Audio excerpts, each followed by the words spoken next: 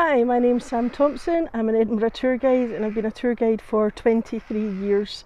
I travel all over Scotland on tours, and today I'm bringing you to I'm taking you to Cambuskenneth Abbey. Now, Cambuskenneth, you've probably not heard of it because it is a bit of a ruin, but it was actually quite an important abbey at the time. So if you enjoy the way I do the tours, remember to subscribe, remember to like and put a comment in, okay?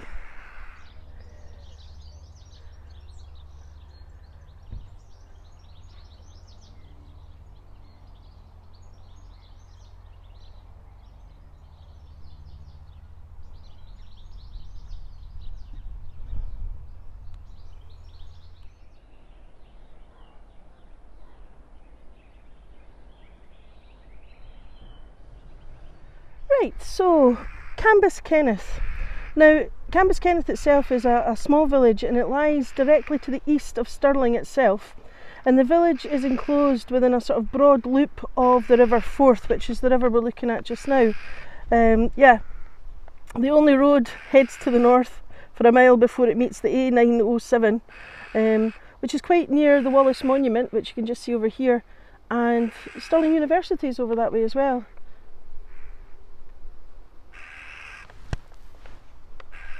Now, this is part of the buildings that are next to the river.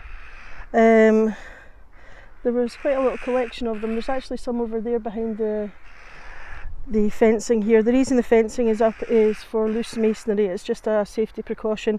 After COVID, a lot of the buildings were needed to be inspected to make sure they were safe. So this is just to stop anyone potentially being hurt by falling masonry. I'll just let you have a little look up. Yeah, and the birds are making quite a racket today. So we're right next to the river, and there was a wharf here, and there was a collection of other buildings. Now, the reason the abbey is here is probably a sort of a combination of convenience and seclusion, because it's very close to Stirling Castle, and it was King David I, who founded the abbey. In 1140, he founded a lot of abbeys in Scotland around that time. He was the son of Queen Margaret, St. Margaret. So you've heard me talking about her before, and you'll have heard me talking about David I as well. Such a beautiful day.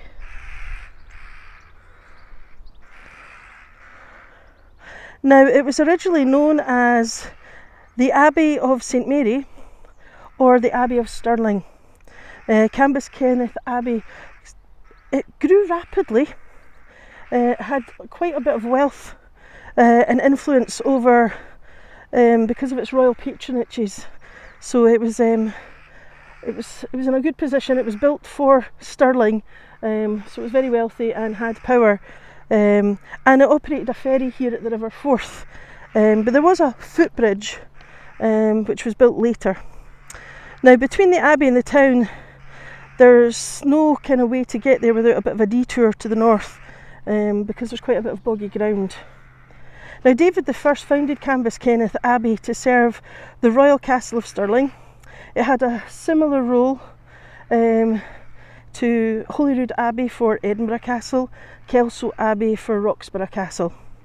Most of the abbey was built in the sort of 1200s, and much of the surviving structure dates from then. Just let you have a little look back at where we've been.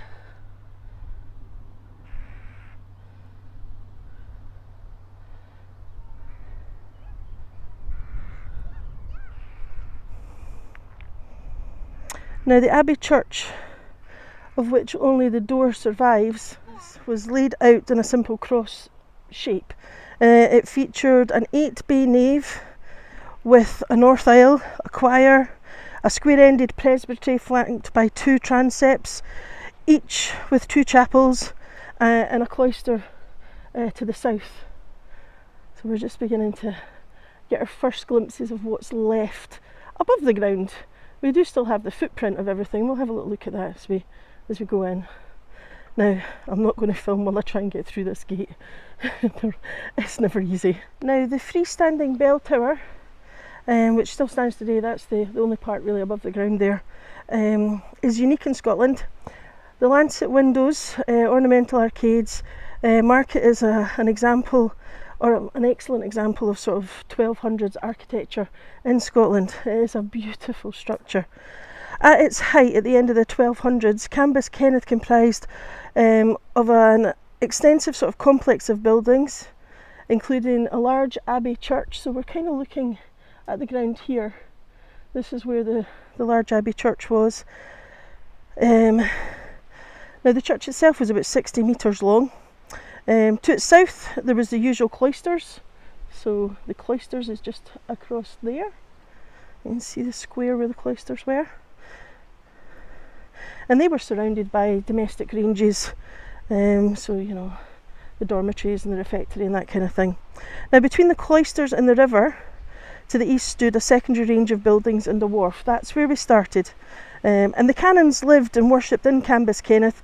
Now they were originally members of the Arousian order. Now I've probably mispronounced that badly, but yes, Arrouasian order, and they were based in North France. But then the much better known Augustinian order replaced them. So we'll just, actually I'm going to go round the tree. It's such a pretty place. And straight ahead of us, I don't know if you can see, but past the tree, over the wall, that's Stirling Castle, away in the distance there. So you can see how important the position here is. You've got Stirling Castle, and I can also see the Church of the Holy Rood just next to Stirling Castle as well, just to get your bearings. Right. So we've got most of the footprints of the buildings here, but we don't actually have much more above the ground because, you know, they were kind of destroyed during the Reformation, or not even destroyed, but badly damaged during the Reformation, and then there was a lot of raiding of the stone for use for other things. Now the canons' role was to pray for the soul of their patron, the King of Scotland, and his family. They worked in the community beyond the confines of the abbey, and they also undertook sort of administrative work within the royal court. So here you can see the little opening, right, and this is taking us into the chapter house, and you can see it's a very small structure, but I'll let you see the little board there. So you can see it says Chapter House, the main meeting room where business was discussed and sins were confessed. It took its name from the daily reading of a chapter of the monastic rule.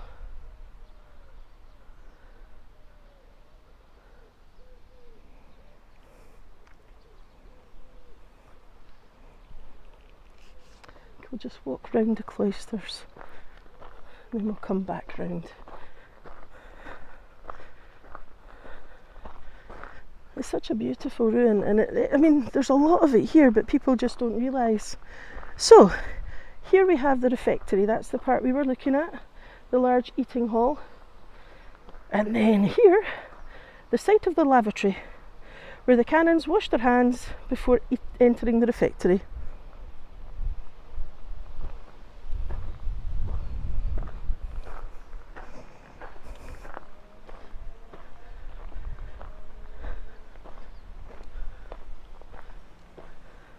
It's a beautiful setting. I love the way the light is shining through the trees onto the grass. The hills in the distance, that's the Ochils, that's part of the Highland boundary fault line. Runs right across Scotland. Beautiful. Right. Now by actually, I'm talking rubbish, wait a second. I was about to jump forward in time there. Because of how close Cambuskenneth was to Stirling Castle, it gained few favours from the passing English during the Wars of Independence. At that point the English were the enemy, so yes, it was a target. In 1314 Robert the Bruce, King Robert I, held a parliament at the Abbey following his victory over the English at the Battle of Bannockburn. Another parliament was actually held here in 1326, and that agreed the line of royal succession, that would, in 1371, place the first of the Stuart dynasty on the throne of Scotland.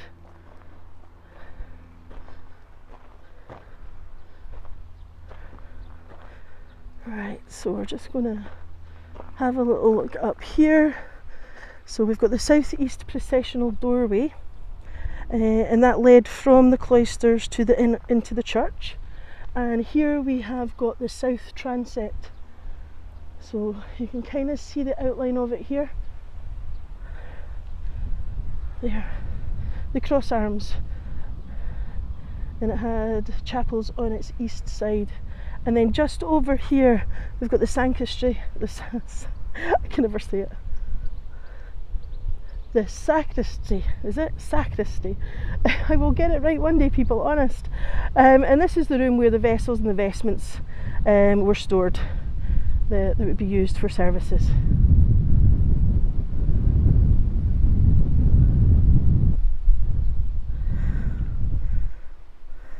Now, yeah, so moving forward in time again to the 1383, that's when the abbey was attacked largely, it was attacked and largely destroyed by an army of King Richard II of England.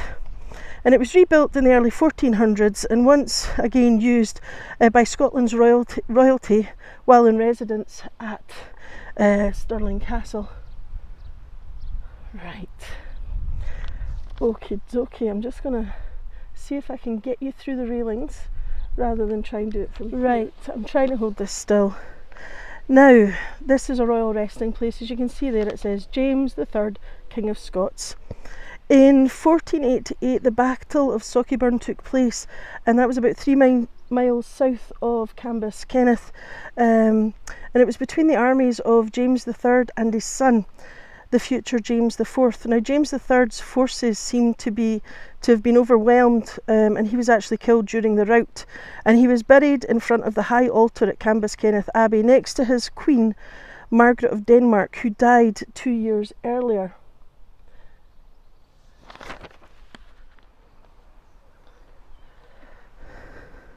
Now, bones that belonged to James III and Margaret of Denmark were excavated in 1864, and they were reinterred under the stone monument within what was the choir on the orders of Queen Victoria. So they were moved and placed here. Now, just next to the monument, we've actually got one of these stone kists. It's not intact, there should be a foot to it. It's like a box that's shaped like a human that's been wrapped in a winding cloth or a mort cloth. So the head's at the far end, the body's placed in it, and then a stone lid is placed on it. So you will see these in various places. St Andrew's Cathedral has them, Holyrood Abbey has them. So you will see them as you travel around Scotland. The nice thing about Historic Scotland sites is they usually have plaques and boards telling you a little bit about it. So here you can see Royal Murder, and then you've got on the 11th of June 1488, James III's army was defeated 3 miles 5 kilometres south of here by a rebel force including his 15-year-old son. The king had alienated many nobles during his turbulent reign. So it's always nice. So if you do come on your own and you've not got a guide with you, you still can pick up lots of information. And that's James III and Queen Margaret.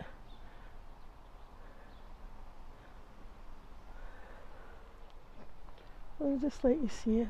You can't get any closer to it than this, for obvious reasons. They've got it a little bit protected. Now, this is only open April to October, so if you do fancy coming, bear that in mind. I don't know if you can see it, but there's a thistle. It's not blooming yet, but it's a nice looking thistle. So yeah, right. Now, by the time you get into the 1500s, we're doing during the Religious Reformation. So in 1559, the abbey is said to have been ruined and cast down by reformers. In 1562, it passed to the hands of John Erskine, Earl of Mar. Right. It's amazing how nature takes its, makes a home anywhere. Isn't that beautiful?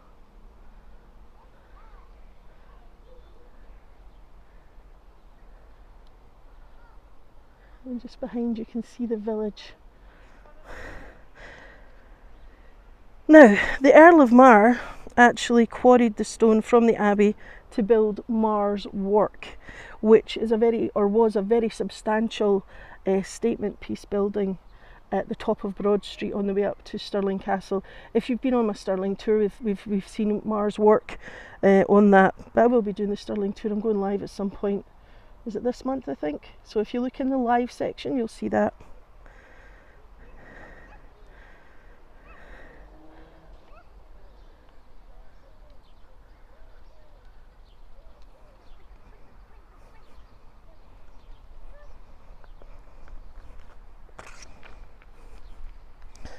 Right, so where we are, this is the north aisle of the nave.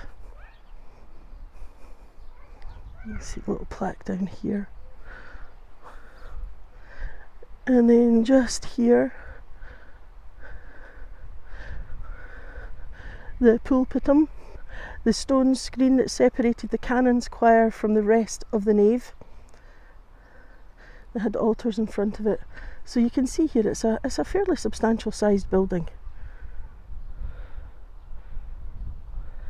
And then on this side we have the south wall of the nave, and that was divided into bays.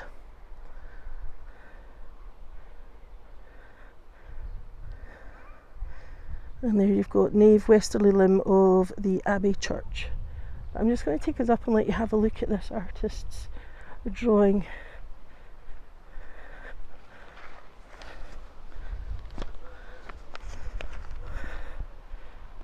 Oh, sorry, it's a bit uneven. I'm wobbling about here.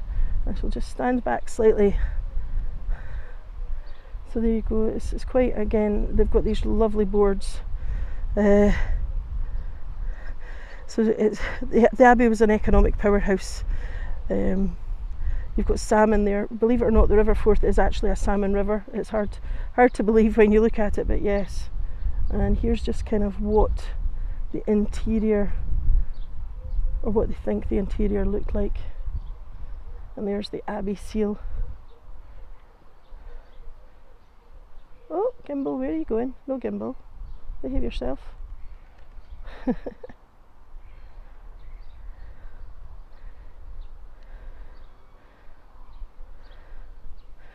Right, let's go and have a look inside the bell tower. Now I'm going to try and zoom in because the detail at the top is beautiful. Can you see the faces? I'm hoping you can see the faces that are looking down at us.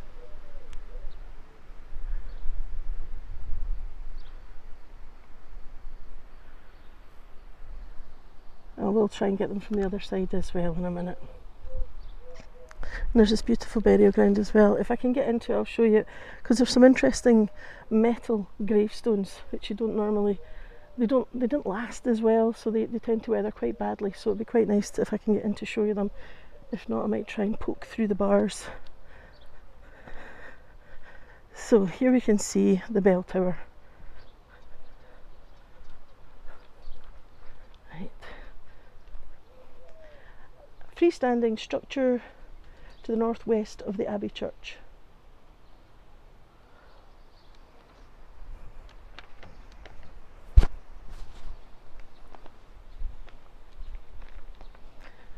Right, it'll just take a minute for the camera to adjust to the light.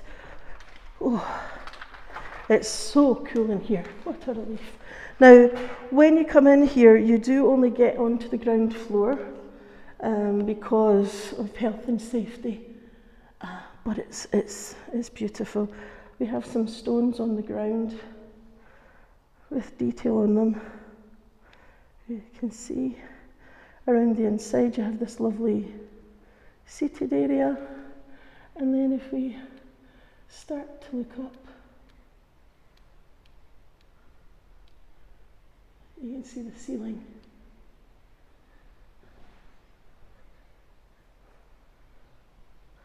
Now you can see where there's been another door there. it's been blocked up. More stones. And then just in here you've got the staircase that takes you up. And it's where the sweeping brush is and a couple of parking cones. But unfortunately, because of pigeons and things, I can't really get you any closer than this because of this mesh. But you can just see the steps and the turn there. That looks like a mason's mark that somebody's had a go at. There's another one.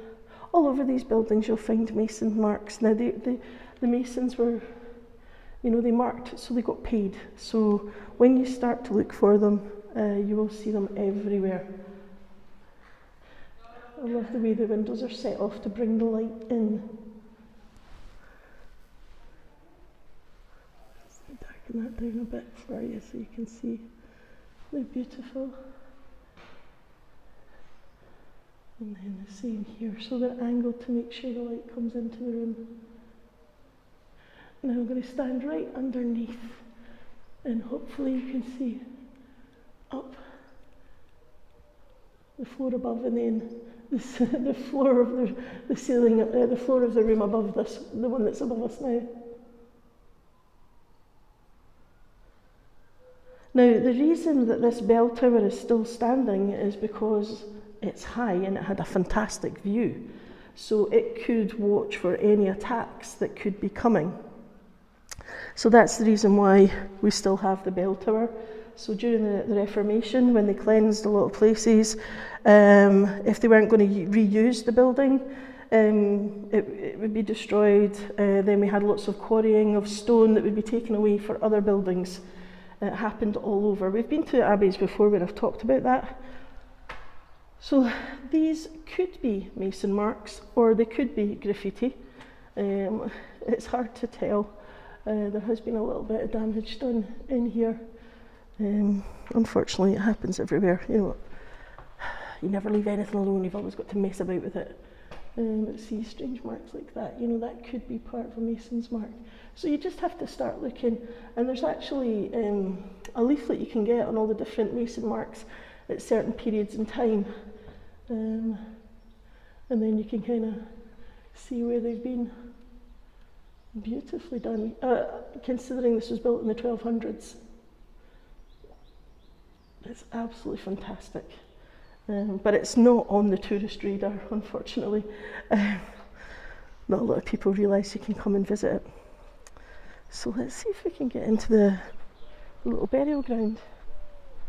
It'd be quite nice if we can. But I'll show you the gate anyway. This is all that's left. Oh no, it's been locked up. That's such a shame. Unstable gravestones. Right, but I'll show you the detail anyway. So if you look down at the bottom here, you can see all the little detail where they would have had columns coming up from these little round parts. And then you can see this shape, the crosses going all the way up. And there's the top where they would have met the columns. And then, isn't that beautiful? Amazing to think that something has been here since the 1200s and it's still standing.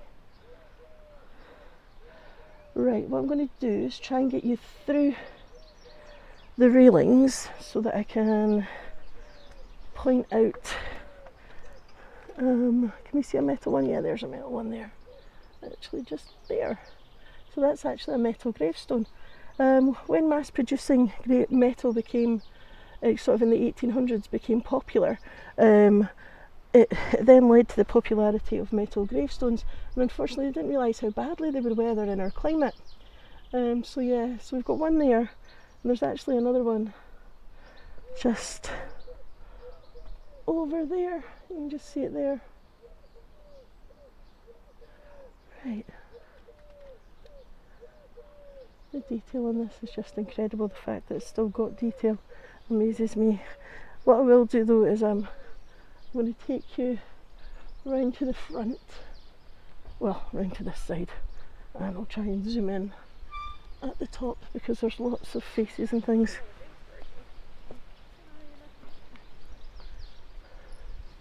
Up here we've got lots of faces.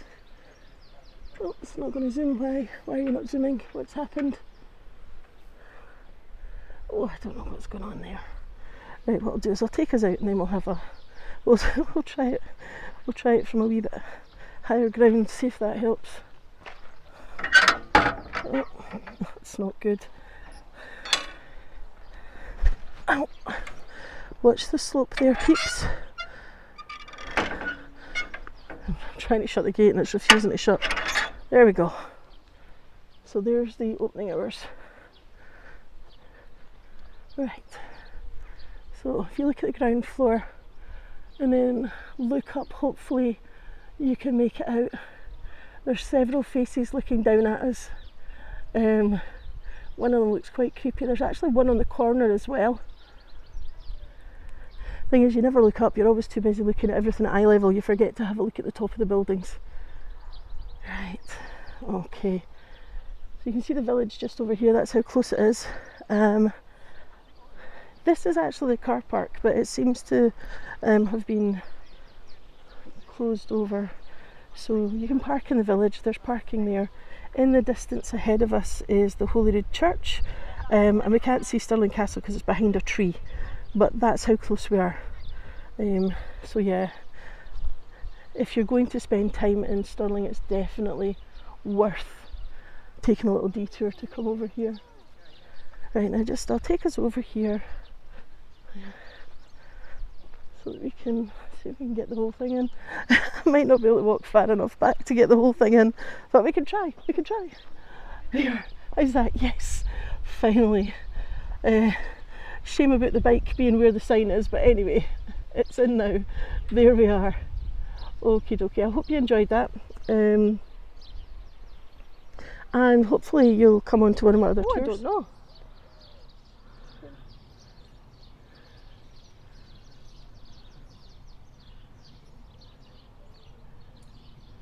Right, thank you for joining me. Cambuskenneth Abbey. So if you've got time, it's got links to Robert the Bruce, David the First, James the Third. You know, there's a lot to this abbey, so if you happen to have time, it's definitely worth it. And remember, if you've enjoyed the way I've done my tours, please like, please subscribe, and maybe put a little comment in if there's anywhere else you'd like to see. If I can do it, I will. Bye.